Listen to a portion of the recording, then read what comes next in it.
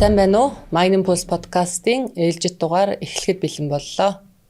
Энэ удаагийн дугаараар бид бүхэн дэлхийн ашигт малтамлын эрэл хайгуулын чиг хандлага, дэвшилтэт технологи, мөн хууль эрх зүйн орчны нөхцөл байдал ямар байгаа талаар мөн энэ салбарт манай улсад тулгарч буй сорилт боломжуудын талаар өнөөдрийн ирсэн зочдтойгоо ярилцах болно.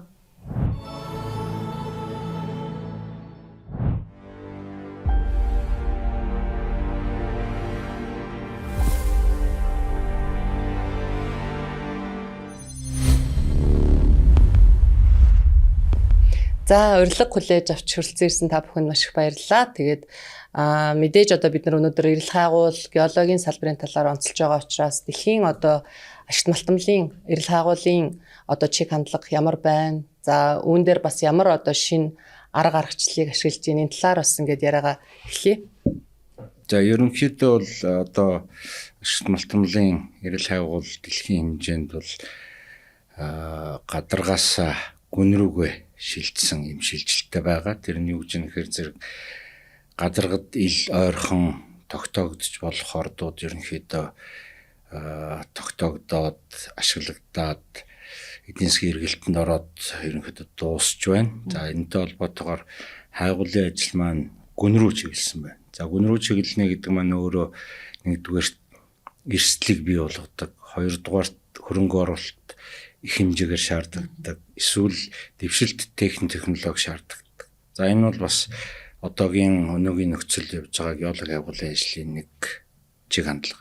Нөгөө талаар ирж хайх ашигт малтамлын төрөл маань бас өөрчлөгдөж байна. Энэ нь болохоор зэрэг мэдээж дэлхийд дээр аж үйлдвэрлэлтийн хувьсгалууд ээлж дараагаараа явж байна. Энэтэй холбоотойгоор аж үйлдвэрлэлт хэрэгтэй, шаардлагатай байгаа, нэн тэргуунд хэрэгтэй байгаа түүхий эдийг ирж байгаа. Дээрээс нь дэлхийн нийтээрээ бид ногоон эрчим хүч рүү чиглэж байна. Тэгэхээр энэ ногоон эрчим хүчинд шаардлагатай байгаа ашигт малтамлууд хамгийн ихний жишээ бол зис, тийм ээ. Тэгээд цаашлах юм бол батарейн түүхийд болж байгаа бидний чухал нэн хэрэгцээд гэж нэрлэж байгаа ашигт малтамлууд.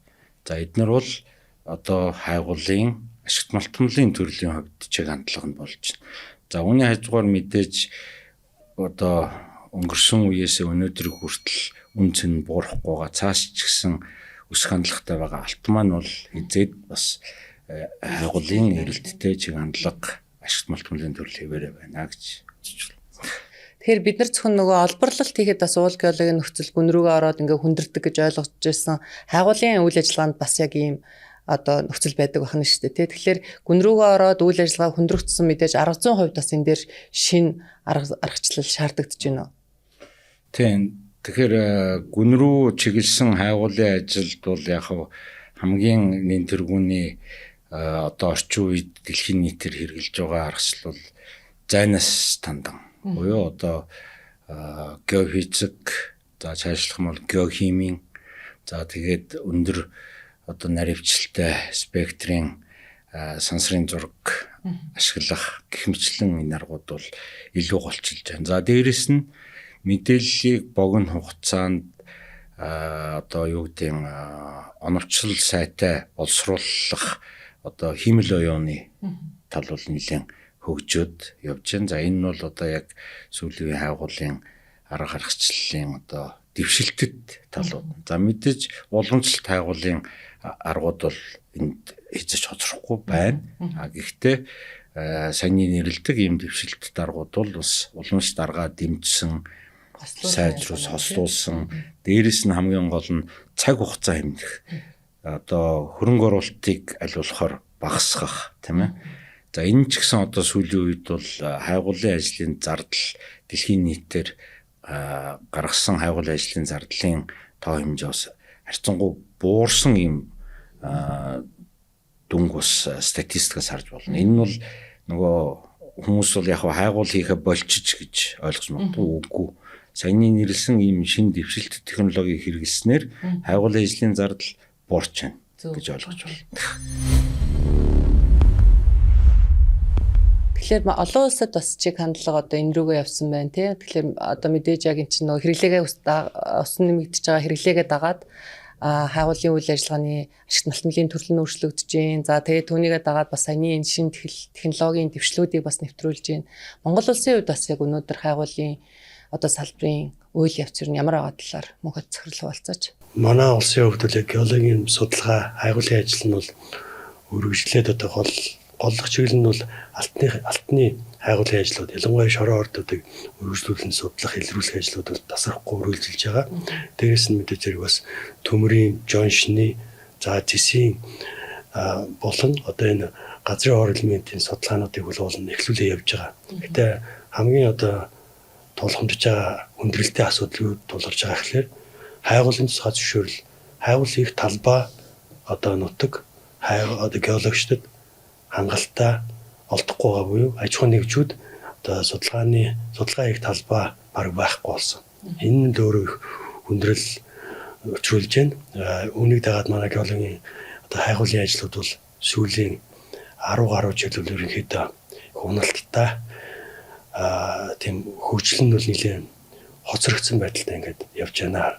Эдгээр бид нар газар нутгийн хувьд бол том өргөн удам газар нутагтаа судалгаа хийгүүл их олон сонирхолтой геологийн тогтцолтой боловч энэ одоо боломжоо сүүлийн энэ олон жил ашиглаж чадахгүй ингээд явж байгаа. Тэгэхээр энэ дээр бид нар илүү үйл хэрэгцээ талаа өшөө сайжруулах, ондоо болгож засч ийж энэ одоо дэлхийн олон улстайгаа хөл нийлүүлж алах шаардлага байна.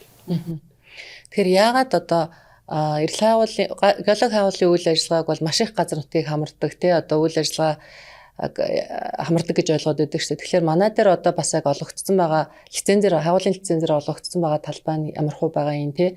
Цаашдаа бас одоо тендерээр олгоод байгаа гэж ойлгоод байгаа шүү дээ. Тэгэхээр тендерээр бас үйл ажиллагааг бас нэлээд явж байгаа гэж ойлгож байгаа. Энэ дээр бас ямар одоо нөхцөл байдалтай байгаа юм. За би бас 1997 оны хуулиар бол манай яг Монгол улсад хайгуулын тусгай зөвшөөрлийг өргөдлөөр олгож эхэлсэн. Түүнээс хойш бол Монголд тэр үеэс эхлээд Монголд хамгийн их одоо хайгуулын хөрөнгө оруулалт тодоос болон гадаадын компаниуд оруулаад манай яг энэ салбар бол их идэвхтэй одоо үйл ажиллагаа явуулж энэ салбарын бас шинэ технологи сайн мэргэжсэн бас гадны мэргэжлэнүүд Монголд орж ирж тодорхой одоо геологч нартай хамтраад энэ ажлуудыг явуулснаар бас хэд хэдэн одоо орд газруудыг илрүүлсэн. Тэр дотор хамгийн том нь бол өнөөдөр олон жилийн дараа бол өвшмөө өгөөд эхэлж байгаа оюутлогоо орж ижлээд нэгдсэн. За өшөө өөр одоо өнгөт металлын ордуудын одоо илрэл зарим судалгаанууд бол өнөөдөр болтол үргэлжлээд явж байна. За алтан дээр жишээлхэд бас Эрдэнэ ресурсын бас нэг Канадын компани судалгааны ажил бол бас нэг 25-6 жил үргэлжлээд өнөөдөр одоо жинхэнэ үйлдвэрлэл рүүгээ уур хаалга ороод ингээд үйл ажиллагаа нь жоохон жигдэрч байна. Тэрнээс хойш л одоо манайд бол хайгуулын тусгай зөвшөөрөл өнөөдрийн байдлаар Монгол улсад бол нийт газар нутгийн нэг 20 гаруй хувьд 24% нь эндсэндээ геологийн судалгаа хайгуул хийх боломжтой гэж үзэж байгаа юм байна. Энэ 24%-ийнх нь 10 орчим хувьд нь бол өнөөдөр сонгон шалгаруулалт буюу тендер зарлаад одоо сартаа нэг 10-аас 20 талбайг зарлаад ингээд сонгон шалгаруулалт явж байгаа юм байдалтай байна. Харамсалтай нь.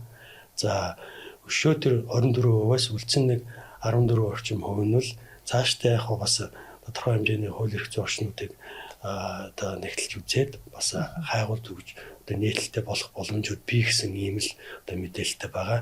Гэвч одоо яг салбарын геологч нар за яг энэ чиглэлээр сонирхдаг аж ахуйн нэгжүүд за мэргэжсэн компаниудын хүлээлт энэ олон 10 жил ямар байдалтай явж байгаа гэхээр энэ хайгуулын одоо ажил хийх талбайнуудыг л тухайн яг ажил эхлүүлж байгаа тэр компани нь өөрийнх нь одоо мэргэжилтнүүд тавьсан зорилгынхаа хүрээнд олон талбайнуудаа яг геологийнх нь байгалийнхын тогтцож харж агаад тэндээс нь одоо сонголтоо хийж олно явдаг юм чөлөөтэй юм геологийн судалгаа бол ер нь аль болох нээлттэй байнга тогтмол зогсохгүй юм гэж хэрэгжиж явах хэрэгтэй аливаа улсад. Гэтэл манайх одоо энэнийг хэмжээгээр хязгаарлалсан ийм байдалтай байна. Энэ нөхцөл байдлыг л одоо өөрчлөхгүй бол манай уул уурхайн салбар цаашдаа ерөнхийдөө маш хүнд байдалд орно. Яагаад гэвэл хайгуул бол өнөөдөр сансан хэмжээнд явахгүй байна. Үүнээс болоод одоо уул уурхай одоо компани нөөц нь юун дээр үндэслэдэг вэ гэхээр геологч нарын хайгуулаар тогтоосон судалгаа хийж илрүүлсэн нөөцөн дээр үндэслэдэг. Тийм байна. Тэгэхээр уулуурхай олборлох салбарын одоо суурь нь хайгуул гэдэг те хайгуулын суурьнаас ирэл гэдэг ярьдаг те эрлийн үйл явц өнөөдөр үндэсний геологи алба дээр хэр явж байна. Энэ дээр бас ямар хэмжээний ажлаас цаашдаа ихээр төлөвлөж байна. Тэгэхээр геологийн суурь судалгаа гэж бид нэрлэдэг. Яг орчин үед бол геологийн суурь судалгаа гэдгийг үндсэн 4 ухтгуунаар одоо томьёолт юм байна олон улсад. За бидний хувьд бол томьёол мөн ажиллахан. За нэгдүгээрт зураглал, геологийн зураглалын ажил. За геологийн зураглалын ажилдаа үндэслээд хажуугаар нь геофизикийн ажлууд. За дээр нь геохимийн судалгааны ажил. За дөрөвт нь болохоор зэрэг эдгээр судалгааны ажлуудаа нийлүүлээд одоо эрлийн буюу одоо ашигт малтмлын эдийн төлөвтэй талбай ялгасан ийм ажлууд ерөнхийдөө суурь судалгааны ажлууд байх нэ. За тэгвэл энэ судалгааны ажлуудын хувьд өнөөдрийн төвшөнд бол бид бол одоо геологийн хурал чуулган юм дээр байнга л ярьж яадаг нөгөө тоогол ярих гэдэг тийм ээ. Тэгэхээр тэр нь юу гэхээр зэрэг за яг өнөөдрийн байдлаар бол Монгол улсын нийт нутаг дэвсгэрийн 50 орчим хувийг за өнөөдөр яг эрдэсвэлийн мэргэжлийн зөвлөлөөр хилцэгт бэлэн болсон тайлангуудтай наваад үзэх юм бол нэг 52%-ийг нэг хэрцэх 50,000-ны зураглалын ажлаар ерөнхийдөө бүрхээд байна. За энэс гадна одоо бид бол дэлхийн чиг хандлага түрүүн ярьсан тийм ээ судалгааны ажлын чиг хандлага. За дээрэс нь геологийн суурь судалгааны голлох төрөл болсон геофизикийн судалгааны ажлуудыг нэлээд томоохон талбай хэмжээнд хийж байна. За дээрэс нь бид өнгөрсөн жил нийт Монгол орны нутаг дэвсгэрийн хэмжээнд нэг харьцах сайтын масштабтай геохимийн судалгааны ажлыг хийгээд дууссан. Одоо энэ жилээс эхлээд масштабын хэмжээнд томруулаад нэг харьцах 200,000-ны масштабтай геохимийн судалгааны ажлыг эхлүүлж байна. За гэх мэтлэн ерөнхийдөө бол геологийн суурь судалгааны ажлаар бид юуг бий болгохыг зорж байна гэхээр зэрэг нэгдүгээрт дараагийн шатны буюу геологийн хайгуулын ажилд хэрэглэх үз өгөгдлийг бий болгох. За энэ бол нэгдүгээр зорилт маань. За дараагийн зорилт маань юу вэ гэхээр зэрэг геологийн суурь судалгаа гэдэг бол ганцхан ашигт малтмлыг ирж хахаас гадна тухайн нутаг дэвсгэрийн гео орчны мэдээллийг цуглуулж идэг. За энэ агуулгаараа бид одоо байгаль орчинд шаардлагатай мэдээлэл. За цаашлах юм бол одоо гео гамшиг гэж сүүлийн үед одоо дэлхийн нийтээр ярьж байгаа. Гео гамшигыг одоо тодорхойлох тийм судалгаанд хэрэглэх суурь өгөгдлүүд. За цаашлах юм бол одоо хөдөө аж ахуй, газар тариалан шаардлагатай тэр гадаргын одоо найрлага бүтцийг тодорхойлсон мэдээллийг. За цаашлбал одоо томоохон яригдж байгаа томоохон мега төслүүд одоо ялангуяа энэ дид бүтц тийм ээ одоо байгууламж томоохон байгууламжийг барихтай холбоотой инженер геолог хэрэглэгдэх суурь мэдээллүүдийг тэр цуглуулах тийм хандлага руу одоо манай төлөвлөлтүүд явж байна. За энэний дагуу ч гэсэн бид одоо судалгаануудаа хийгээд байна. За үүнээс гадна за одоо ялангуяа уулуурхай ярихад бол ус гэдэг юм хэрэгдэг тийм ээ. Гэтэл усны судалгаа бол зөвхөн ордын хэмжээнд хийгдсэн болохоос биш томоохон талбай хэмжээнд хийгдсэн суурь одоо судалгаанууд бол тун бага. За энэ чагуулгаараа бид энэ жил гидрогеологийн үндсэн одоо суурь мэдээлэлээ бий болгох.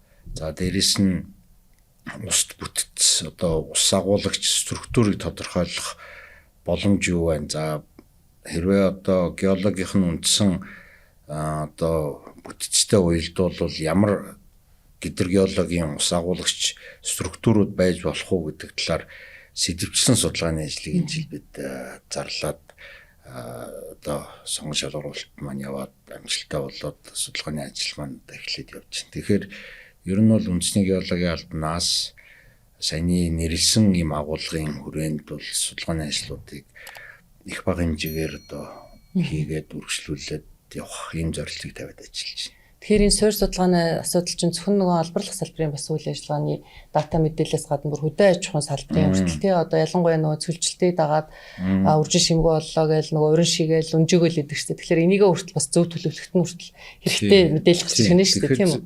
Тийм. Энэ бол яг зүгээр зарим хүмүүс гайхчихж магадгүй зүгээр миний хувьд одоо хувь хүний хувьд нэг тийм одоо зүйлтэй тулгарсан гэх юм уу одоо тийм байдал одоо нэг тохиолдол бий болсон. Тэрний үгээр зэрэг Австрийн одоо манайхтай харьцуулах юм бол хөдөө аж ахуйн их сургууль. За Боку гэдэг нэрээр нэлээд алдартай одоо нөгөө амьдралын шинжилгээ ухаан life science гэдэг тийм ээ. Тийм сургууль дээр геологийн тэнхимтэй. За тэгээд тэн дээр бас очих тийм завшаан тохиолдсон. За тэгээд очиод тэнд байж хаад яасан гэхээр геологийн тэнхим дээр нэг гаднаас хүн за энд шинжилгээ хийлгүүлэх гэсэн юм а гэдэг юм хувинтай шороо бариад орж ирээд энд нэг шинжилгээ хийлгүүлэх гэсэн. За тэгээд тэгсэн тэр шинжилгээ хийх гэжсэн профессор нь тэгж энэ ямар хүн шинжилгээ хийх гэж ирсэн мэд чинь та нар одоо анзаарсан уу гэдгсэн. Энэ манай дөнгөж саяхан усан үзмийн тариалангийн талбай хөдөлж авсан хүн байна. Тэгээд одоо бид нараар шинжилгээ хийх гэж байгаа. Тэгээ гайхаад одоо усан үзмийн тэ одоо талбай хөдөлж авсан яахаар одоо геологийн шинжилгээ юу хийх гэдэг юм гэсэн тухайн усан үзмийн талбай одоо усан үзмийн тариалан хэрэгжиж байгаа хөрснийхөө эрдэслэг бүрэлдэхүүнээс үржил шимийг нь явуулчих. Тийм эрдэслэг бүрэлдэхүүнийг судлуулад тэрэнд нь тохирсон ямар төрлийн бордоо бий хэрэгжилж болох вэ гэдгээ тодорхойлуулах гэж үзэж. Тэгэхээр одоо бидний нөгөө нэг геолог гэдэг бол зөвхөн ашигт малтмал гэдэг ойлголт бол одоо өөрчлөгдөх ёстой. Тийм байна. Тийм. Тэгэхээр энэ ойлголтыг өөрчлөхийг бас үндэсний геологи алба ер нь зориод ажилдаа зорилттой болгоод явж байгаа. Тийм. Тэгэхээр энэ маань геолог гэдэг маань өөрөө дэлхий судлал шүү дээ. Тийм ээ. Тэгэхээр зэрэг дэлхий судлал гэдэг маань тэр дэлхийг бий болгож бүрдүүлж өнөөдөр бидний хөл дор байгаа тэр чулуун мандлыг тэр шигтэн судалж байгаа. Тэгэхээр энэ судалгаа иж бүрэн хийгдснээрээс түрүүний нэрлдэг энэ олон салбаруудад энэ мэдээллийг ашиглах боломж бүрдэнэ л гэсэн үг. Тэгэхээр нөгөө Австралийн геологийн албаас яг танилцуулга хийж байхад бүх дата мэдээлэл нийлээд юм билээ шүү дээ. Одоо эзлэгчдэр, хайгуулагчдэр тэгээ таны хэлдгээр нөгөө гидроgeoloгийн судалгаа давхар хийцэн тэнд одоо хөрөнгө оруулалт хийх гэж байгаа юм бол за устай байж иж мэдээж дараа нь ингээ үйл ажиллагаа юм тий. Тэгэхгүй нөгөө одоо манайх чинь бол гидроgeoloгийн хайгуул судалгаа хүртэл бас нэлээд хүндрэлтэй болцсон. Ерөөсө баг хийхдэггүй байгаа шахам ийм ажлыг болчиход байна. Тэгэхээр хэтэйгээр бид нар ордыг нэгэд оллоо ч гэсэн цаашаа ашиглалтын асуудал ярина гэхэлэр ингээл усны асуудал гэдэг ингээд хурдталд орчдөг. Тэгэхээр энийг ингээ комплексээр нь харж хийж байгаа бол үнэхээр сайн. Тэ бид нар бас нэг архиц дэвшил ингээ гараа явж байгаа юм байна гэсэн юм мэдээлэл авлаа.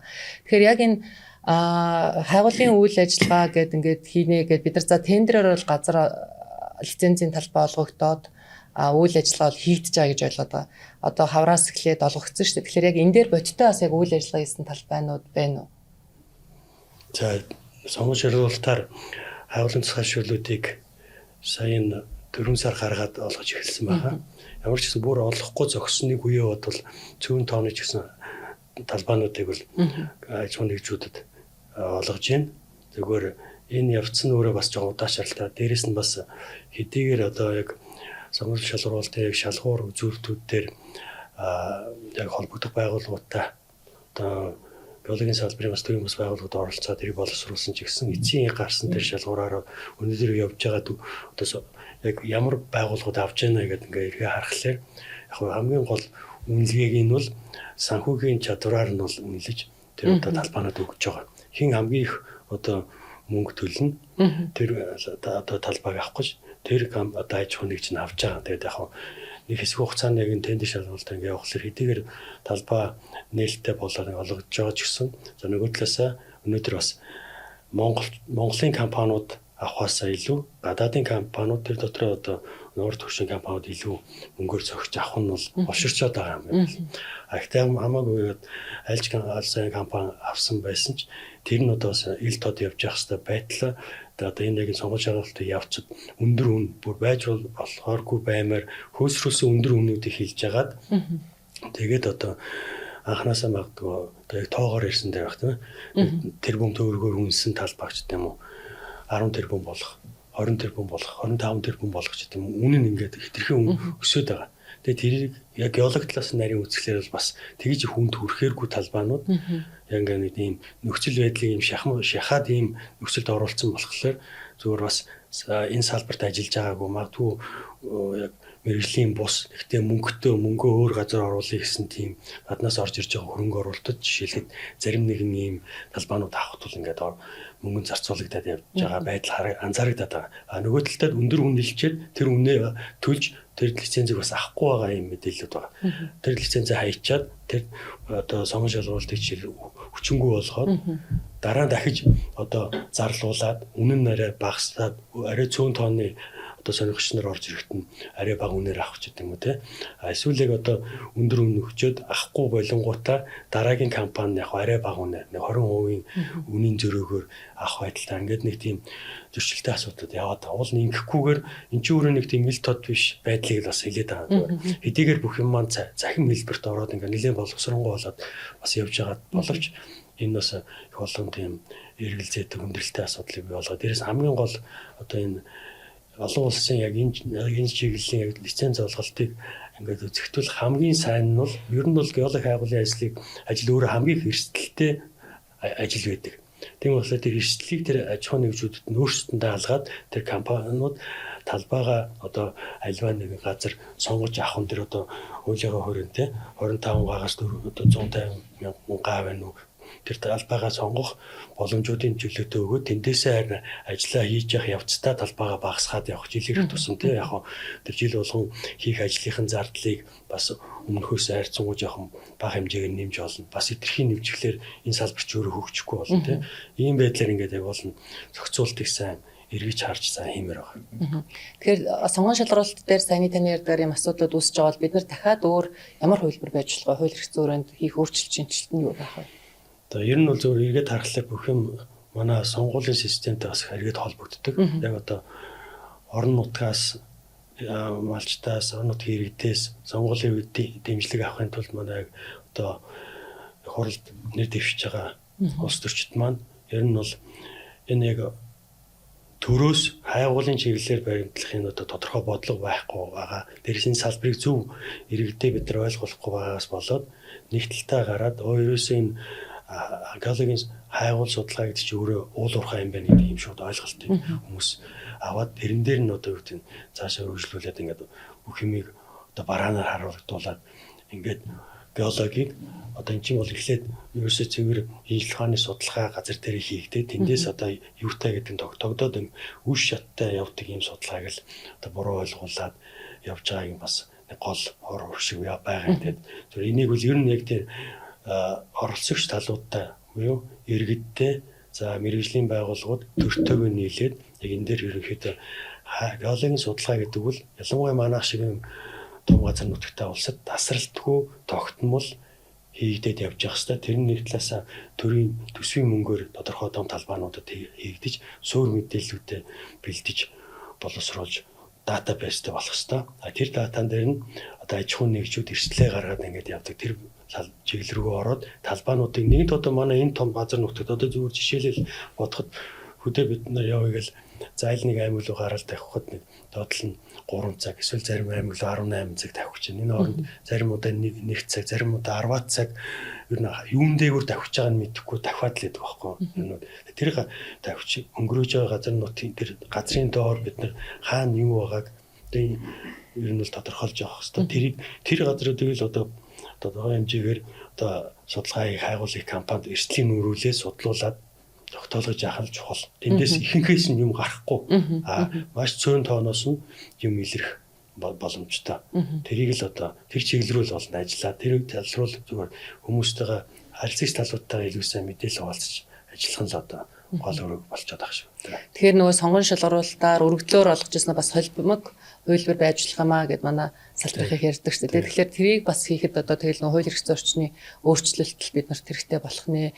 Тэгээд нөгөө талдаа байгаа байхгүйгээ мэдэж авна гэдэг чинь бас нэлийн том одоо дараагийн төлөвлөлтөнд аягүй чухал зүйл байна гэж. Яг энэ дээр өгүүлээд нэмээд хэлэхэд бас тухайн үед яг энэ буруу ойлголтыг өгчээсэн тэр үеийг эргээд ингээд санахад бол манай геологийн салбарын геологчид бол өслөөд л ингэж одоо муу эргээд олон жилээр үргэлжлэнэ гэдвэл нэг төсөөлөггүй яг эдгээр ингэж арайч муу явчихгүй байх. Яг тэгвэл одоо биднээс илүү бас мэдлэг боловсралтай хүмүүсийн одоо Монгол манай улсад байна. Энэ салбараа өгчүүлээ цааш нь авч явна гэж одоо бас хүлээлттэй байсан боловч одоо эргээл тэр хайгуул одоо нэг А4-ийн цаасын лицензээр аль нэг аж ахуйн нэгжид талбайг тий за магадгүй нэг 200 га талбайг хайгуул хийгээд өгж байгаа энэ хэдийгээр нэг талаасаа цаас боловч энэ өөрө гэрчилгээ тэр гэрчилгээгээр одоо тэр талбай дээр хайгуул судалгаа хийх аж ахуйн нэгж маань очиод одоо тэндээ тэр газрыг хаашаач аваа явчихгүй тийм ээ тэр газрыг аль нэг гадаадын одоо улс орж ирээд эзэмчихгүй тэр тэнцээ хэрвээ юм олтгол юм бол тэр Монгол улсад үлдээ тэр орон нутагт үлдэцтэй юм болох юм байна. Тэгэхээр тэр өнцөөсөө бид нар харж байгаа шүү. Тэр дотоодын байна уу гадны одоо компаниуд нь судалгаагаа хийх боломжийг олгоод харин хайгуулын чөлөөтэй явуулж хагаад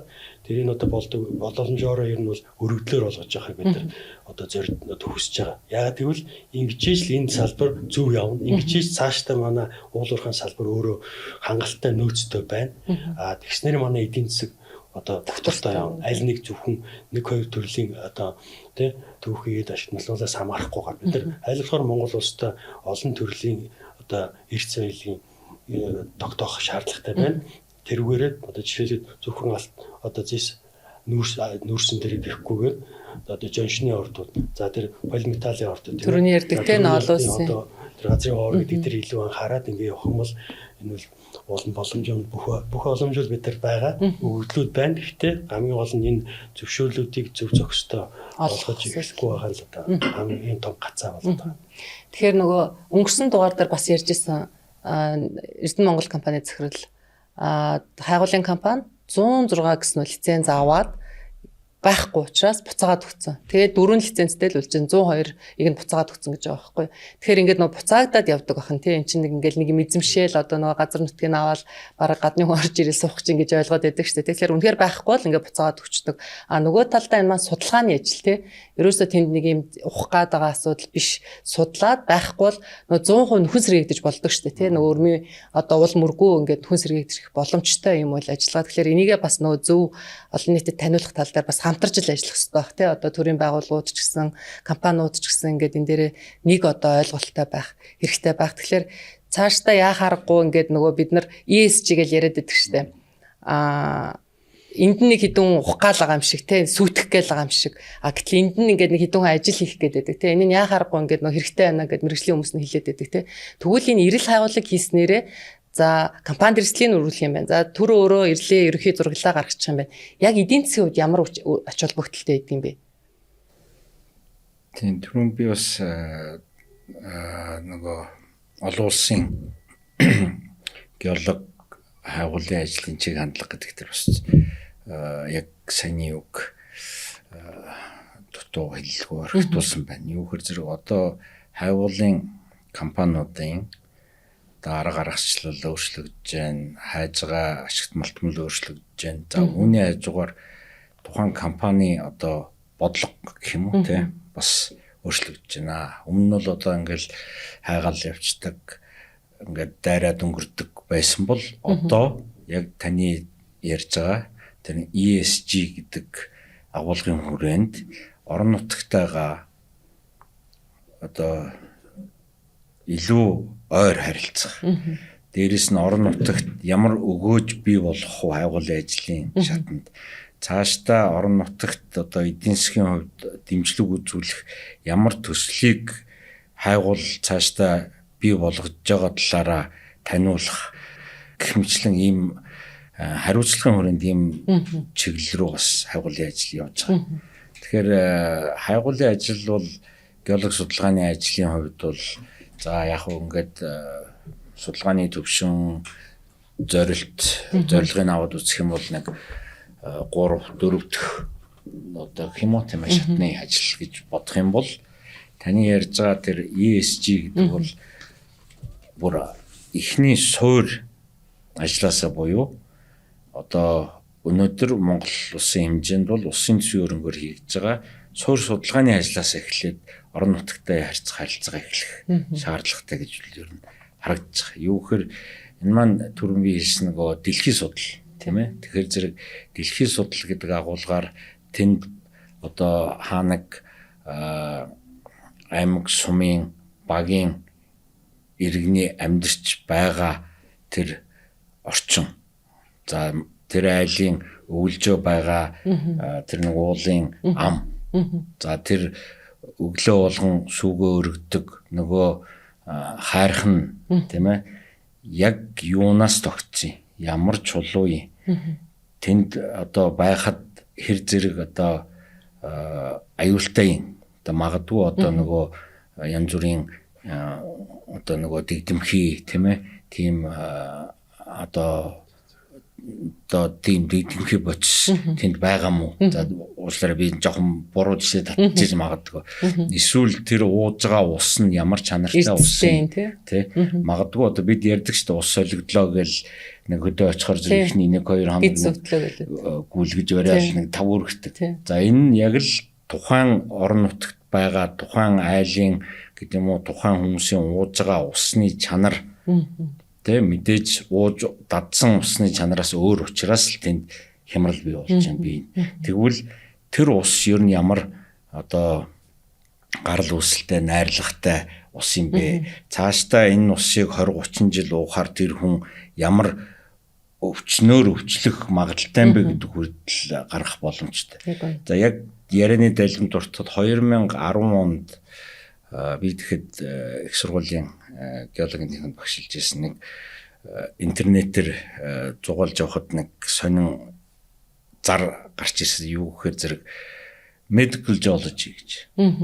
Тийм эрүүл мэндийн геолог гэдэг салбар шинээр бий болж анхны олон улсын хурлаа одоо Өмнөд Африкийн Кейптаун хотод зохион байгуулах гэж байна гэсэн зар. За би тэгээд ухаад үзсэн чинь бас их сонирхолтой. Яг л саяны ярьдаг агуулгын хүрээнд тэр салбар яригдж байгаа байхгүй юу? Амьдралын чанарт нөлөөлж идэг. Эрүүл мэндэд. За магадгүй одоо бид юу гэдэг говийнхан одоо юу гэдэг говийнхны хувьд бол одоо нөгөө эрсдэлтэй ус ууж байгаа учраас дотор ирсэн шүд асуудалтай. Одоо яг эн чинь өөрөө саяны ярьдаг тэр medical geology гэдэг л байгаа байхгүй юу? Урьдчилан сэргийлэх боломжийн нөхөр юм тий. Гэтэл энэ бүх ойлголтыг тухайн орон нутгийн иргэдэд хамгийн түрүүнд өгөх одоо пионер нь бол геологууд байна. Тэр одоо нөгөө усын төсвийн хөрөнгөөр зураглалын ажил хийх гээд очиж байгаа геологууд байна. Тэгвэл тэд нар суурь судалгаа хийх гээд очиж байгаа геолог. Тэгвэл тэд нар одоо энэ орон нутагтай харилцааны одоо хамгийн ихний суурийг тавих ёстой маа. Тэгээ энэ жагуулгаараа бид одоо үндэсний геологийн алба одоо бодлогын яамдаа бас санал тавиад байгаа юм юу гэхээр зэрэг бид энэ ажлыг эхлүүлье. Яг хөө энэ ажил урд нь бол ямар нэгэн одоо даалгавар бодлогогүйгээр гэхдээ хуучны 60 70 80-аад оны ахмад геологууд маань очиод орон нутгийнхантайгаа тий ямар харилцаатай яаж эхэлдэг байлаа ярьдаг шүү дээ тий очиод одоо нөгөө нутгийн иргэдүүдээс одоо хүнсээ бэлдлээ тэглээ тэгэл одоо цаашлах юм бол тэр ажил хийж байгаа ойр орчмынхаа айлын баг өөрөө хүн тий өөрөө охин нь болоод аав ээжээ болоод ах トゥ шиг болчихсон. Энэ чинь тухайн үед байсан. А өнөөдөр энийг бас арай өөр төвшөнд нь бодлогын хэмжээнд аваачаад төрөөс энийг хийх хэрэгтэй байна гэдгийг бол одоо албаны зүгээс бас бодлогын яамдаа санал тавиад ингээд явж байгаа. Тэгэхээр тэнд бэлтгэгдсэн суурь зөв бэлтгэгдвэл дараагийн хайгуулын шатанд тэр геологуудын хийх гээд байгаа ажлыг ойлгоно. Тэрний дараагийн шатанд нөгөө эдийн засгийн хувьд өгөөж өгөх нөгөө уул уурхайн төслийг чинь орнолцоо суурийг нь бас тийм. Тэгэхээр ингээд ерөөсөө анханаас нь суурийн зөв бэлтгэх шаардлагатай юм байна. Энийг одоо бас бид эхлүүлэх хэрэгтэй байна гэж. Яг өнөө олон улсад ч гэсэн нөгөө хариуцлагатай олборлолт гээл ESG гээл ярьдаг байсан бол бас энэ хариуцлагатай хайгуул гэдэг энэ ойлголт дээр бас нэлээд төлөвлөгөө анхаардаг. Ялангуяа одоо газар нутгийн хувьд бол манайхаас бага газар нутагтай, суурин газар ихтэй учраас энэ харилцааны асуудал хайгуулын түвшин төртөл өндөр. Манайд бол саяны мөнх цэцэрлэгийн хэлдгээр бол мэдээж бид нар аслагдсан хайгуул ихэд тэнд иргэд зарим нь бол орон нутгийн иргэд бас баг цөөнж байдаг юм тохиолдол айгүй ихтэйш тарцсангуу одоо давуу талуулан байгаад байдаг. Тэгэхээр яг бас бид нар тэгж харж байсан PDAC одоо бидний мэдэх нөгөө Канадын хайгуулч олборлогчдын ассоциац те эднийх бас өөрсдөө хайгуулын кодекс гаргацсан. За энийг бол манайхаас нэг орчуулад хайгуулгын холбоо геологийн холбоотой үндэсний геологийн албатаас ингээ хуваалцсан явж байгаа. За бас Канадын ассоциацийн нөгөө доктортой хөгжлийн стандарт гэдэг манайхаас авсан шүү дээ аль биесний хэрэгтэй. Тэн дээр бас хайгуулын стандарт ингээ ороод ирсэн. Тэг ингээ харахаар яг л нөгөө орон нутгийн харилцаа байгаль орчин үйл байгаа байхгүй юу. Тэгээ бид нар бас яг ярьж ирсэн нөгөө геолог гэхээр нөөцийг ирж хайдаг одоо суурийг нь тавьдаг энэ уулахын салбарын суурийг бэлддэг байсан бол орон нутгийн харилцааны суурийг бас яг энэ шатанд нь зөв тавьчих юм бол дараагийн сайн ярьдаг таны үйл ажиллагаанд маш их нэмэртэй юм байна. Тэгэхээр ингээд яхаарахгүй энийг нөгөө бэлтгэх явцдаа бид нар боловсруучны бэлтгэхдээ энийг бас шигтгэж өгөх хэрэгтэй юм билээ. Тэгэхээр энэ ESG-ийн одоо хөтөлбөрийг их сургуулийн хөтөлбөрт оруулахын ажлыг бас Герман Монголын хамтарсан сургуультай манайхаас хамтраад хийж байгаа. Тэгээд яг энэ чиглэлийн одоо уулархан чиглэлийн оюутнууд маань энэ мэдлэгийг их сургуультай аваад ажлын байран дээр гардаг. Тэгэхгүй бол нөгөө бидэрт харилцааны маш их асуудлууд байгаа шүү дээ. Одоо таны ярьдгаар нөгөө геологууд ч юм бол харьцангуй харилцааны одоо юу сайтай нөгөө яг гэр орноор нороод ингээд нөгөө цөөхүлээ байдаг учраас олборлолтын төслийн бүтээн байгуулалтын ирэхээр л маш хүнд идэг шүү дээ. Тэрийг даван туулахад. Тэгэхээр бас энэ суурийг зөв тавих юм бол их нэмэртэй байна гэж харж ирсэн. Тэгэхээр энэ дээр бас бодох одоо газар дээр хүмүүс маань геологчд маань хэр хүндрэлтэй тулж байна. Яг орон нутгийн харилцааны асуудал дээр одоо ер нь гайгүй ойлголцоод ажиллаа чадчихна одоо явж байгаа төслүүд маань. За одоо явж байгаа сүүлийн хэдэн жил хэрэгжиж байгаа хайгуулын төслүүд бол маш хүндрэлтэй явж байгаа. Энэ геологууд маань юу ярьдаг вэ гэхээр хаан ч очисон аль ч аймагт үндсэндээ яг одоо машинтайгаа давхиж очиод яг сонгосон газараа гэрээ бариал хайгуул алхаа бариал одоо хайгуулаа хийх гэж гарлаа гэхэд өөдөөс нь бол ер нь бол мотоциклтэй хүн ирээл тэгэл янз бүрийн юм яриад хөөж эхэлдэг. Ийм одоо мэдээлэл сүүлийн тодорхойлж 10 жил, тэрнээс жил болон жил 2000 он гарснаас хойш, за ер нь 2006 оноос хойш бүр их олширдсан юм байна. Тэгээ энэ үл ингээд хувь компаниудын төлөөлөл талбайд очоод одоо аймаг нь зөвшөөрсөн байгаа шүү дээ. Эндсэндээ бол засгийн газрын тогтоолоор сонгуульч шалгуултыг зөвшөөрөөд салбарын яам нь сайданд дэмжиж ингээд сонгуульч шалгуулалт зардлагдаад тэгээд тэр аж ахуйн нэгж одоо сонгуульч шалгуулалтаар талбайгаа аваад газар дээр нь очиж ажиллаа хийх гэхлээр орон нутгийн иргэдтэйгээ одоо зарим талаар үл ойлголцсноос болж нөгөө одоо иргэд нь бас өмнөх буруу мэдээллүүдээс гэдэг юм уу болоод нөгөө хүмүүсийн хийж байгаа ажлын талаар нэг талаас нь мэдээлэлгүй нөгөө талаас яг очиж байгаа одоо манай чуун нэгжүүд нь одоогоор бас яг ажиллаа эхлэхээс өмнө бас ажиллаа танилцуулгаагүйгаас болоод энэ асуудлууд их гарч байгаа. Тэгээд үүн дээр нэмээд хэлэхэд бас зөвхөн одоо манай энэ улсын төсвийн одоо ажлыг гүйцэтгэхээр тендерт бас оролцоод яг улсынхаа нэрийн өмнөөс альва нэг аймагт тэр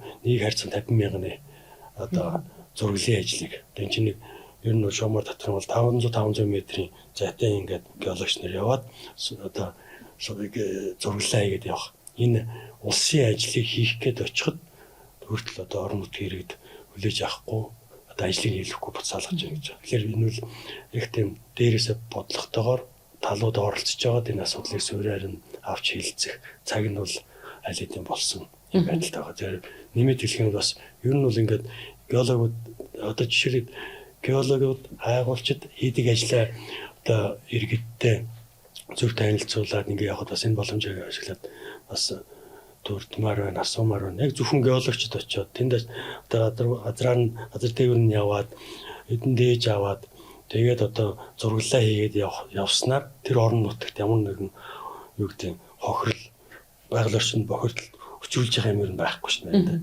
Тэгээ явж дээж аваад ингээд лабораторид өгөө шинжилгээ. Тэгэхээр тэргүй зөв хүн яваал өнгөрч ийн гэсэн үг үсэнтэй тий.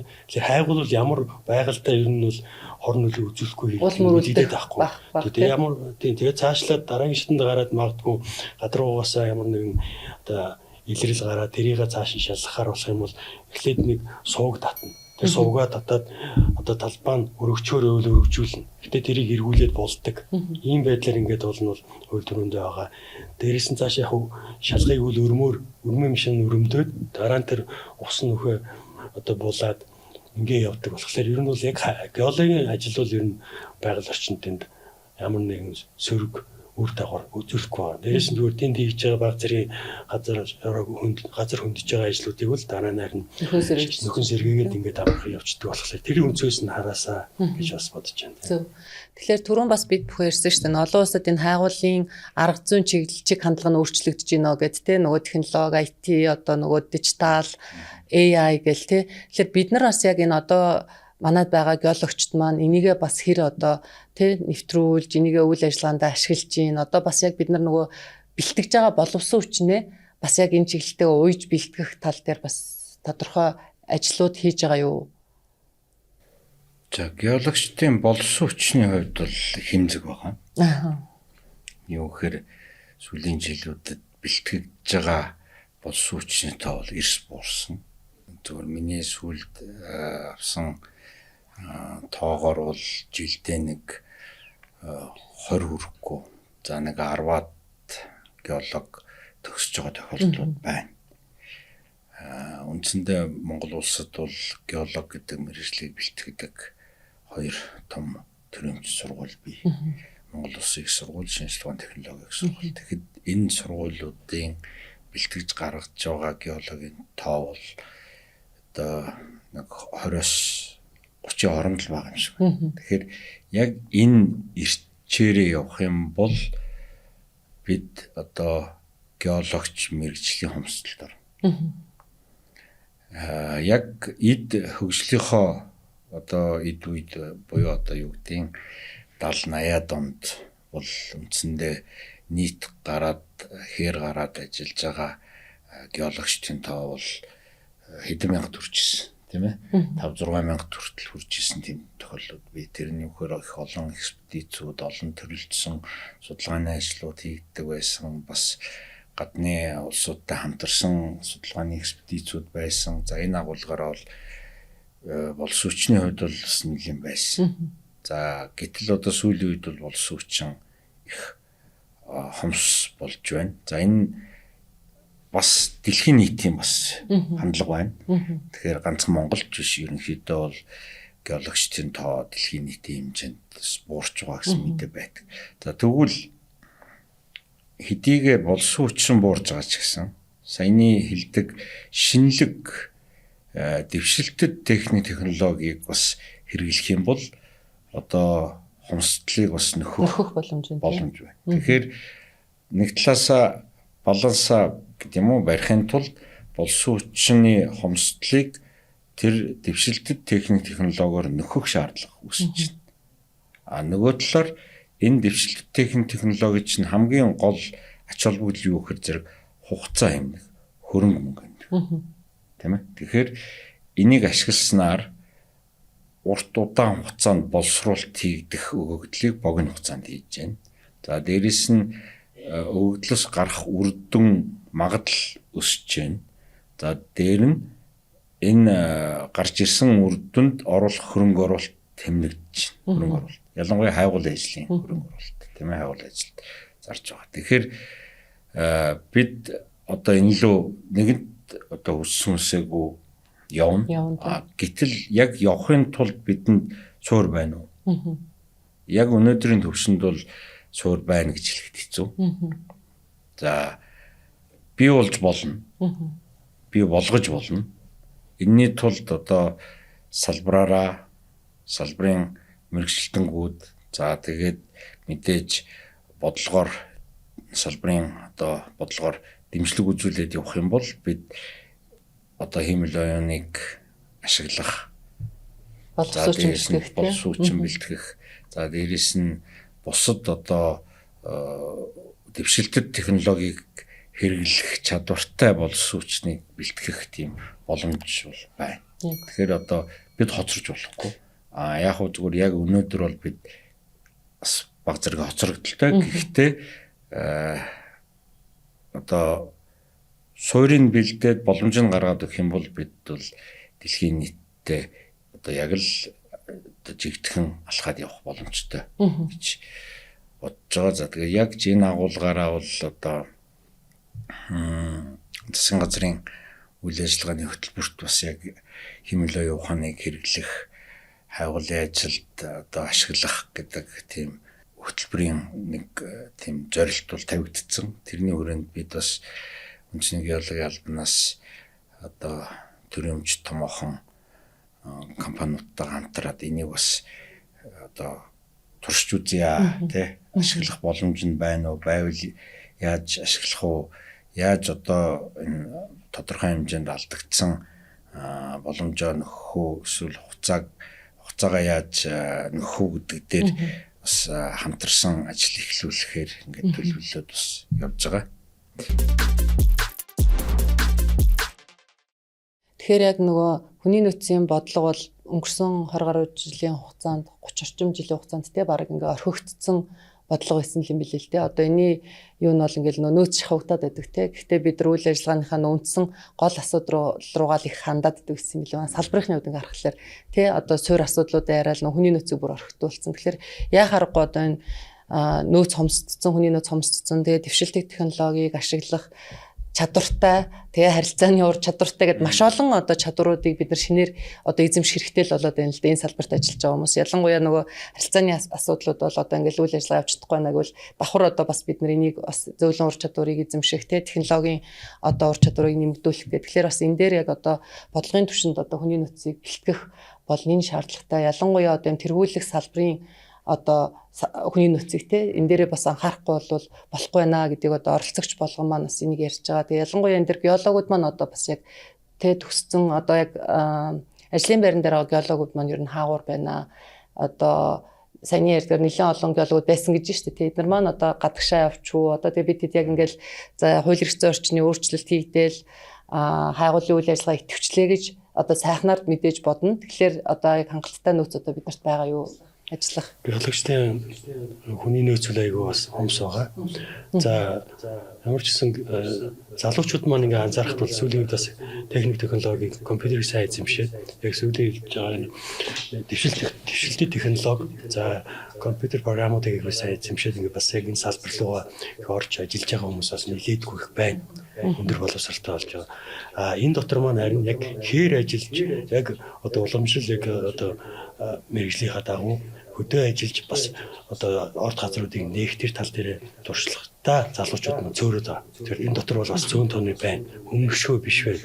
За өмнөх үеийнх нь бол бас техник технологиг харьцангуй бага ашиглаж байсан болохоор өнөөдөр том ялгаа нь бол одоогийн үеийн залуучууд манай геологууд бол технологиг одоо сайн эзэмшээд тэрний одоо ярьж байгаагаар энэ софтвер програмууд аягүй сайн хөгжсөн байна. Энийг ашиглаад энэ өөрөө эргээд мөнгө санхүүтэй шууд холбогдож байгаа. Боломжтой цөөн тооны компаниуд нь бол одоо энэ сүүлийн үеийн маш эрчимтэй сайн хөгжиж байгаа програмуудыг авч тэр одоо геологи, физик, химийн датануудыг нарийн сайн боловсруулад одоо өмнө нь олон одоо хүмүүс хамтарч удаан хугацаанд одоо үр дүн гаргадаг байсан бол одоо машин learning гэдэг тийм энэ технологиор бол харьцангуй хурдан хийх боломжууд нь. Гэтэ энийг одоо яг Монголд яг нэвтрүүлж байгаа бол цөөн тооны одоо ганц компаниуд л одоо энэ дээр ажиллаж хүмүүсээ бэлтгээд энэ одоо хэрэглээд ингэ явж байна. А бид нар юу хийж байгаа гэхлээр нэгэнтэйг олон улстай энэ софтвер програмууд нь гараад Монгол датанууд нь байгаа юм чинь хүний нөөц нь одоо ингээд цаашаа бас нэг ашиглах боломжтой болохоор энэ чиглэл рүүгээ илүү ер нь яг хайгуулын цаас шүүрлэл олон тоогоор гаргаад одоо олгоод энэ чиглэлээр олон компаниуд үйл ажиллагаа явуулаад эхлэх юм бол өмнө бэлтгэгдээд өнөөдөр өөр салбар руу ороод ажиллаж байгаа геологууд байна. Өнөөдөр ажилгүй сууж байгаа мэдлэг боловсролтой геологууд байна. Тэр маань эргээд ажилтаа болоод тэр технологиудыг эзэмшээд явах юм бол эргээл манай энэ одоо эзэн засагта хөв нэмэр оруулахын боломж нь бүрэн байгаа. Тэгээд жишээ татах юм бол үнэхээр одоо сүүлийн технологиуд бол сканеруудыг гарсан байгаа, спектрометрүүд гарсан байгаа. За жишээлбэл одоо хээр аваа явдаг тэр шууд шулуулуугаар тусгаж агаад коноптаараа ямар элементүүд одоо тухайн шулуунд давмгаалж яах гэдгийг шууд тогтоох энэ багч нь байна тийм ээ. За өрмийн цооног өрөмдөнгүүтээ өмнө бол хэд хэдэн геологууд одоо ээлжлээд бичлэг хийгээд документац бүрдүүлээд тэгээ одоо тэр цооногуудаа дараа нь одоо байршуулаад боловсруулдаг байсан бол өнөөдөр тэр зонгуудыг жишээлбэл давхар маш хурдан богино хугацаанд өндөр чанарын зургийг авангуудаа тэр зургийг аваад сканерт оруулахад нөө сканер нь аль хэдийн одоо тэр доор нь чулууга тогтооход тэгээд тэр нарийн хэмжилт одоо бичиглүүдийг хийгээд ингээд тэр завсар зайд нь өшөө ямар эрсцүүд шаварлаг эрсцүүд үүссэн байна, хөдөржил байна уу бүгдийг тогтоох юм боломжууд нэ өнөөдөр гарцсан явж өшөө боловсруулгүй болоод Монголд орж ирж байгаа цөөхөн байна. Тэгэхээр бид нар юмнаас асар их хоцрогдоод явж байгаа маа л юм. Энээс хоцрогдмооргүй байна. Тэгэхээр бид бүхтээ өнөөдрийн ярьсан сэдв бол одоо бүх юмний суурь болсон эрэл хайгуулын үйл ажиллагаа маань хоцорсон тий хүний нөөцийн хувьд ч гэсэн бид нар бас нэлээд том сорилттой тулгарсан явж байгаа. Ялангуяа дэлхийд даяар эрчим хүчний шилжилтийг дагаад одоо эрэлт нь өсөн нэмэгдэж байгаа түүхий дээрч хайж хахад бид нар бол уламжлалт түүхий дээсээ цаашаа гарч чадахгүй тэргээч бас яг ингээд цаг хугацаанд нь хийж чадахгүй байгаа гэдэг энэ асуудлуудыг хөндөж байна. Тэгэхээр цаашдаа бас яг одоо хууль эрх зүйн орчны хувьд саний хийсэн өөрчлөлтүүдийг хийгээд те за эрэл хайгуулын үйл ажиллагаа идэвхжлээ гэхэд бид нар одоо яг богино хугацаанд энэ эрэлт нь маш огцом нэмэгдэхтэй энэ зэсийн ордууд нээгдэх боломж нь хэрэг байгаа. Ялангуяа одоо мөнх хатах бол оюутлогын ордыг одоо нээж явсан одоо геологчдын нэг тийм ээ. Тэгэхээр бас яг энэ оюутлогын ордыг нөөцийг нээж илрүүлэхэд ямар хугацаа зарцуулав? Ер нь тэгэхээр нөгөө яагаад ингэж чухал гэдгийг ингээд бид нар яриад байдаг мөртлөнгөө нэг орд нээгдээд одоо эдийн засгийн эргэлтэнд ороход ямар хугацаа зарцуулт юм бэ гэдгийг бас нэг та товчхон мэдээлэл өгөөч. За Монгол улсад бол геологийн тогтцол нь өөрөө их өөрмөц сонирхолтой. Тэгээд металлургийн бүсүүд нь өөрөө бас их олон төрлийн металлууд агуулсан. Тэгээд энэ суур судалгаануудаа энэ олон жилийн өмнө хийгдсэн сайн чанарын мэдээлэлүүд байдаг. Үүнээр үндэслээд ер нь бол манай сүүлийн үеийн ордууд илэрч баталгаажаад ингээд явж байгаа. Тэгээд ер нь бол аливаа шинэ ордыг нээхийн тулд өмнө тогтоогдсон байсан эсвэл ашиглагдж байгаа юм ордуудыг дагаад эргэн тойронд нь хайх бол хамгийн одоо энгийн буюу одоо чухал зардал юмсан. Дээрээс нь яг одоо орд газар олдох боломж нь өндөр байдаг. Үүнтэй адилхан Эрдэнэтийн бүс, цагаан суур хоёр толгой одоо ингээд Монголын өмнөд бүс болон Төв Монголын бүс, Хойд Монголын металлургийн бүсүүдийг ингээд дагаад харах юм бол ер нь бол нэг ордынхаа зэрэгэлдээ заавал одоо их ойрхон гэлтгүй. Ер нь бол геологийн одоо бүтцүүл гарал үүсвэл ойрхон магадгүй 1 км-ийн цаана байж болно. Магадгүй 10 км-ийн цаана, магадгүй 500 км-ийн цаана байж болно тийм. Геологийн өөр нь гарал үүсэл шилжилт нь өөрөө яг тухайн үед яаж явснаас болоод. Тэгэхээр нөгөө геологийн хайгуулын тусгай яаж олох хэрэгтэй гэдэг нь ер нь энэ чинь геологч өөрөө хамаагүй энэ тэнд нөгөө өөрийн цаанаасаа байглаас тэ замбраагүй байж хагаад үсээ тогтцсон байгаа юм бид нар тэр тогтцсон л одоо хайж олох хэрэгтэй болохлээ. Бид нар тэр тухайн одоо чигээр өмнө мэдэгжсэн ордыг түшиглээ цаашаа явбал бас илүү өндөр одоо дараагийн ордыг олох боломжтой. Ер нь ингээд бас зэсийн ордын судалгаануудыг ингээд олон улсын түвшинд ингээд харьцуулж бас үзэж яхад бол их том хэмжээний зэсийн ордыг л хизээч ер нь бол нэг компани анх лицензийг авуулаад тэгээд тэрийг одоо орд газар болгоод ашиглаж исэн түүхээр нь баг дэлхийд байхгүй юм байл яг маш ойр байж магадгүй. За ер нь ингээд харж яхад бол дийлэнх том зэсийн ордууд ялангуяа дандаа 3 дахь 5 дахь одоо лиценз эзэмшигчдэр очиод жинхэнэ одоо нөөцөө бол бүрэн бүтнээр ингээд хангалттай тогтоогоод баталгаажуулаад тэгээд одоо яг үйлдвэр уурхаагаа бий болгоод уурхаагаа нээгээд үйлдвэр бариад ингээд явж байгаа зүгт юм лээ. Энэ талаас нь ингээд харах юм бол ер нь бол дэлхийн дундаж ба түүнээс том агуу ордуудын хайгуулыг бол доотлол нь 10 жил хийдэг. Энэ одоо тогтсон жишээ байна. Зарим нь 15 жил. Зарим ордуудыг бүр 30 жил одоо янз бүрийн шалтгаанаар болоод ингээд жоохон судалгаанууд хойшлсон төгөөд байгаа. Тэгэхээр цаг хугацаа бол өдрийг хүлээхгүй те. Тэгэхээр аль болохоор л энэ богино хугацаанд энэ сүүлийн үеийн одоо техник технологийн төвшлээ бас ашиглаад ингээл судалгаануудыг сайн хийх боломжууд нүдээр харж байгаа. Бид нар Монголд бүх юм одоо суур үндсэн боломжууд нь байна. Бид нар одоо зүгээр хууль эрх зүйн одоо хоорондоо ойлголцох юм дээр л зөв шийдлүүдтэй л хүрэх хэрэгтэй. Оюутлогын ордын үед тэгээ та бүхэн хэдэн жилийг зарцуулж ийж байна? Үндсэндээ оюутлогыг би яхаа базаад хэлэх юм бол 15 жил одоо хайгуулсан хийсэн гэж хэлж болох юм. Тэгээд одоо үйл ажиллагаа эхэлтэл дахиад бас 10 жил зарцуулсан тий. За яг тэгээд ер нь бол бас гэрээ хэлцээр хийх гэж ойролцоогоор 7 жил орчим болсон болов. Тэр хооронд магадгүй 3 их орлолын удаа тий хугацаа өнгөрсөн. 4-5 одоо засаг солигдож ингэж хэлцээр нэгдээд өнөөдөр бас үргэлжлээд энэ явж байгаа. Зүгээр анзаарч яхад бол ийм ордууд бол цаашдаа Монголд өшөө гарах бүрэн боломжтой. Зөв бид нар эрэл хайгуулаа сайн хийх хэрэгтэй. Хөрөнгө оруулалтыг сайн татах хэрэгтэй. Тэгээд яг хөрөнгө оруулагчтайгаа бас эхнээс нь зөв ойлголцоод явах. Оюутлогын чийг харахад бол оюутлага дээр бол үе үеийн хөрөнгө оруулалт хийжсэн компаниуд нь бол бүгд Монголын хуулийг дагаж мөрдөж үйл ажиллагаа явуулж ирсэн. Харамсалтай нь манай Монголын талын одоо шийдвэр гаргагч нар нь одоо тухайн гаргаж ирсэн шийдвэрүүд нь худаж ирсэн, эсвэл гаргаж ирсэн шийдвэрөөсөө бутсан. Ингээл яваад байгаа юм асуудал бас байна. Энэ нь өөрөө манай Монголын цаашдаа бас шинэ ордууд үүсэх, геологийн одоо хайгуулын ажлууд Монголын хөрөнгө оруулалт Монгол улсын тийм Монгол улсын хөгжилд гадаадаас бас аль болохоор олон хөрөнгө оруулагч компаниуд Монголд орж ирж бас үйл ажиллагаа явуулж ийж манад бас шинэ ордууд нэгдэх тэр хайгуулгын эрсдлийг даах тийм ээ. Манай улсын төсөв бүл яг шинээр том алтны, зэсний, полиметаллын ордыг одоо хайгуулын хийж босгож ирэх тийм хэмжээний улсын төсөв Монгол улсад үнэндээ байхгүй. Тэрийг хүлээнэ гэвэл хэдэн 10, 50, 100 жил хүлээж магадгүй. Тэгэхээр би тэр үнцгээс нь харж байсан. Зөв. Бодлоо хэлж байна.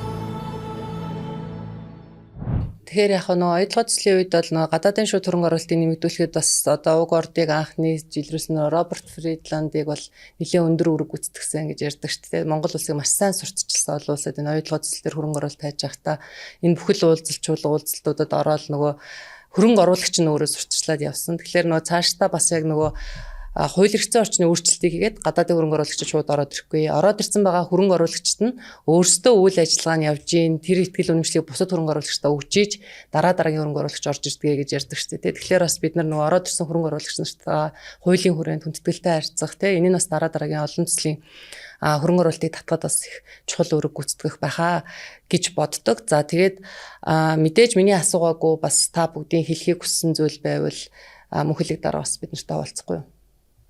Яг би нэг хэдэн тоо бас хийлье гэж бодож байна.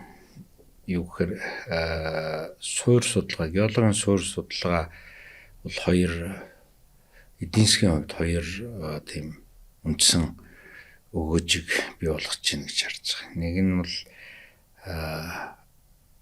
хайгуул эрсдлийг боруулж байна. Хайгуул эрсдлийг боруулж. За энд нэг юм тоо байна л да. За бидний сайн мэдэх Канада, Австрали, Америк гэд томоохон хөгжингүй орнууд өнөөдрийг хүртэл суур судалгаанда бол маш их хөрөнгө оруулалтыг хийж явдаг улсаас нь.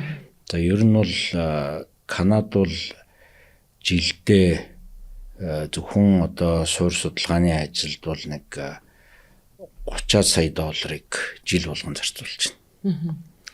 За ингээд 30 сая доллар зарцуулснараа Канад улс эргээд эрсдлийг, хайгуулын эрсдлийг яаж бууруулж яах гэхээр зэрэг хайгуулын эрсдлийг 2.2-оос 2.5% одоо хуваар гэнэслэр 2-оос 2.5% 5 дахин ер нь эрсдлийг бууруулж байна гэж үздэг хайгуулын ажлын.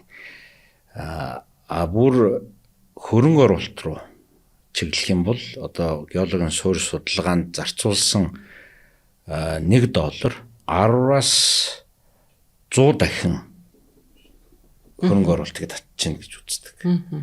Тэгэхээр энэ юу гэж юм нэхэр суурь судалгаанд зарцуулсан мөнгө эргээд эдийн засгийн агуулгаараа эдийн засгийн өгөөжөөрөө бол хайгуулын ажлын эрсдлийг бууруулж тэнд хайгуулын ажил зарж байгаа зардлыг бууруулж байна. Дээрэс нь хөрөнгө оруулалтыг татж байна.